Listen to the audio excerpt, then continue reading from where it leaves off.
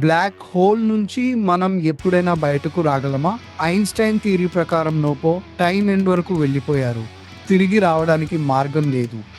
Einstein చెబుతాడు ఇది అంతే. ఎవ్రీథింగ్ గెట్స్ బిట్స్‌లోకి రిప్ అవుతుంది. స్పేస్, టైం ఇన్ఫినిట్లీ డిస్టోర్ట్ అవుతాయి అంతే. కానీ స్టీఫెన్ హాకింగ్ ఏమంటాడు? 1970స్లో హాకింగ్ షాకింగ్గా డిస్కవర్ చేశాడు. తన మాటల్లో black holes ain't so black. మనం అనుకునే వాళ్ళం బ్లాక్ హోల్ నుంచి ఏమీ బయటకు రాదు, అన్ని సింగులారిటీలోకి వెళ్ళి ఫర్ ఎవర్ గాన్, ఎందుకంటే బ్లాక్ హోల్ ఫర్ ఎవర్ ఉంటుంది. కానీ హాకింగ్ క్వాంటమ్ మెకానిక్స్ అప్లై చేస్తే బ్లాక్ హోల్ హరైజన్ దగ్గర స్ట్రేంజ్గా జరుగుతుంది. క్వాంటమ్ మెకానిక్స్లో ఎంటీ స్పేస్ నిజంగా ఎంటీ కాదు, స్పేస్ వ్యాక్యూమ్కి స్ట్రక్చర్ ఉంటుంది.